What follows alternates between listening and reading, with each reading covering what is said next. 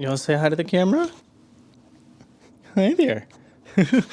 Hello there. My name is Stanley. I am training for my very first marathon, and today I would like to share my beginner perspective, specifically in regard to some of the mental challenges that you don't typically hear about online when you're watching videos about marathon training or running in general. You often see a lot of content online about, the hype of, why are you digging? About the hype of the training and hitting the PR and what gear to buy and how to optimize your training schedule. But when it comes down to the actual nuts and bolts of what training really does to your mental energy and your mental struggles and the physical toll that things can take on your body, that is what I want to share with you today. Because even when you're starting your own training plan, at least this was my experience, it can feel really good at first. It feels like everything's going according to plan, you're hitting the runs, you're doing the workouts, but the mileage is quite low in the beginning. And it took me until week 14, which is what I'm on now, out of 19 weeks of my training plan, to really realize some of the mental struggles that I've been kind of dealing with in the background as they started to come more into the foreground. And of course, I'm feeling more of the physical toll on my body as the mileage ramps up. Today, I am going to break down some of the major sources of stress and doubtful thinking patterns that I have been experiencing during my very first marathon build. So if you are someone who is new to running or you're thinking about getting into it, then I think this will be an interesting video to you. And this is kind of what this channel is all about, is sharing my journey as I progress towards my very first marathon. In this video, we're going to take a look at how I navigated these mental struggles and how I ended up getting through it. So let's start with what really inspired today's video. The long run. This is usually one of the more challenging runs of the week, that and maybe some speed work, a tempo run. And for any training plan that you're doing, there's usually going to be some type of weekly long run of varying distances, depending on what you're training for and what your experience is. For marathon training, this typically involves, a build up to maybe 20-ish miles at the peak of your training, followed by a few weeks of tapering before actual race day.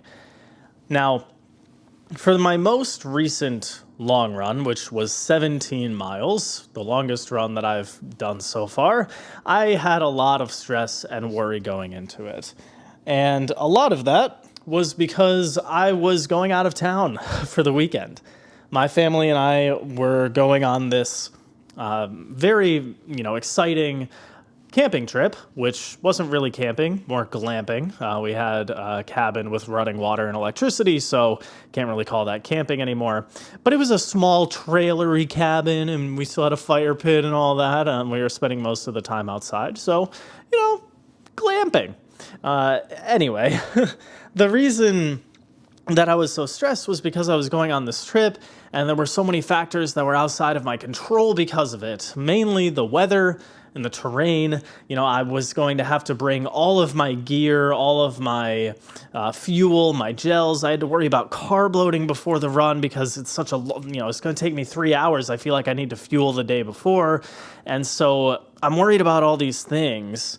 And I was also stressed because if I'm going on this 3-hour long run, 17 miles in unfamiliar territory, then I'm going to be missing out on that time with my family and that time just enjoying the nature of the trip, which is to kind of unplug and relax. Now, running is still a great activity and I enjoy doing it, but if I'm going out of town and I'm spending time away from home and away from work to just be with my family, then I feel like that's what I want to be doing. And so I was worried that because I felt like I had to squeeze this long run into that trip, that I was making the wrong choice and that I was going to make a mistake and something bad was going to happen. Also, the weather was a big factor because there was a lot of rain forecasted for Saturday, which, is not ideal. I've done runs in the rain, it's not too bad, but these were looking more like thunderstorms, which is not safe. And I ended up waking up after a day of carb loading where I ate a ton of pasta and an unholy amount of bread the day before and a lot of sugary snacks, because when you're glamping, it's prime snack territory. I woke up around 6:45 a.m., 7 a.m. to very intense thunder, lightning, thunderbolts and lightning, and downpouring rain, which was actually kind of nice to wake up to in the cabin, giant window looking outside, but not very nice for long run day. And the forecast made it look like it was going to be raining pretty much all day, maybe an hour break here and there, but I was just, oh man, I gotta cancel the long run. I gotta push it. I'm gonna have to try and do it on Sunday instead of Saturday. And I know it's just one day. I know it's maybe not as big of a deal, but it really felt like it because I had planned to do it Saturday morning. I had everything set up. I was carb loading the day before, and I was just ready to do it. And then just hearing that thunder in the morning, I was just thinking to myself, I can't go out there and do the run in these conditions. And even if it stopped or lightened up, I'd be worried that I would get caught in a storm in an unfamiliar area on very hilly terrain. And also the roads that I would be running on, I would be on the very side of the road where cars are flying by 60 miles an hour, and that's, nerve-wracking in and of itself. I had actually done an 8-mile run the day before on Friday, and that went fairly well. The roads were very hilly, and my fiance's home. Would you like to say something to the camera? No, come here.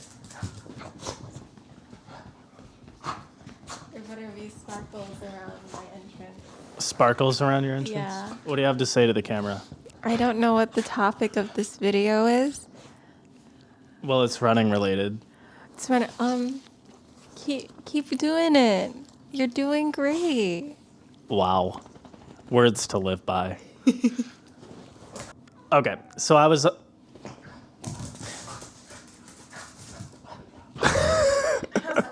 As I was saying, the dog just chased the cat. As I was saying, I had done an 8-mile run the day before, and the hills were very intense, and the cars were flying by really fast. And I was thinking, you know what, maybe it's really just with the weather and everything else, just best to push the long run. And it is challenging when you plan to do the thing, and the time comes, and you can no longer do the thing. A lot of mental challenges that come up with that, and very tempting to beat myself up over it and think that I've failed somehow or made mistakes somewhere. But I ultimately did realize, okay, the point of the trip is to enjoy unplugging, relaxing, spending time with family. And so I felt okay just saying, you know what, it's kind of out of my hands at this point. I sent a text to my family and I said, the carb load may have been done in vain. And I just decided we're going to do the run on Sunday after I get home, and we're going to figure it out. So it turned into a 2-day carb load, and unofficial carb load, me just eating a bunch of snacks and bread and whatnot. I probably ate like 4 tortillas that night when we were doing taco night.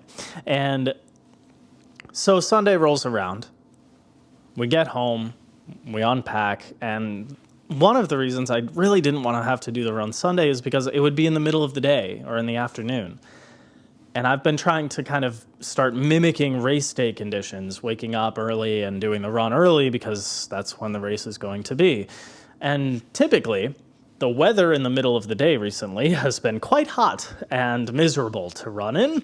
Even like late morning is still, has been very hot. So I wasn't happy about that. But it actually ended up working out well. You sniffing my armpit? Yeah? It actually ended up working out quite well because the weather was actually pretty cool.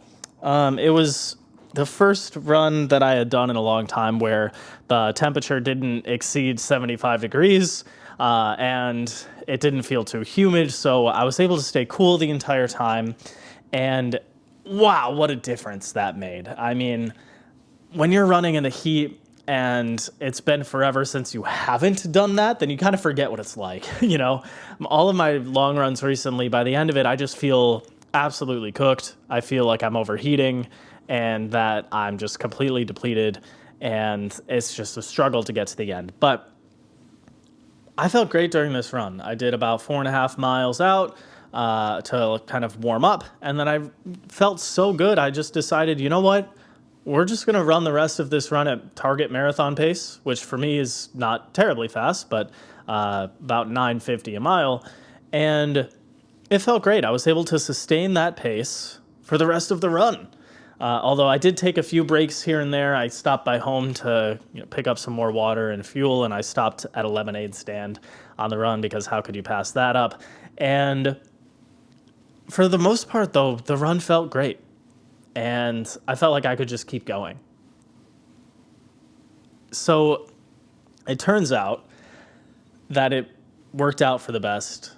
And sure, I'm going into this week fatigued, which is not ideal. But it is a deload week.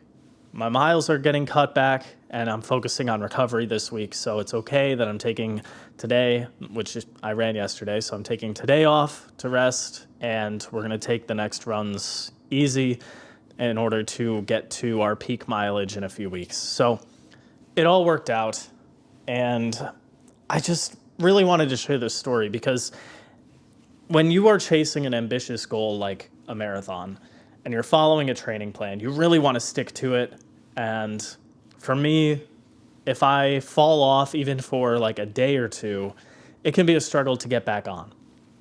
So it can be really easy to kind of make up these catastrophic stories and that you're failing and making mistakes and what's the point? And you can either give into that and you're not going to meet your goal, or you can just accept the hand that you were given, make the right call, and who knows? It might even work out for the best. So that's all I've got for today. If you made it to the end of the video, do appreciate it. Thanks for your time. Make sure you like and subscribe as well. Would appreciate that. All right. Well, thanks again, and enjoy the rest of your day.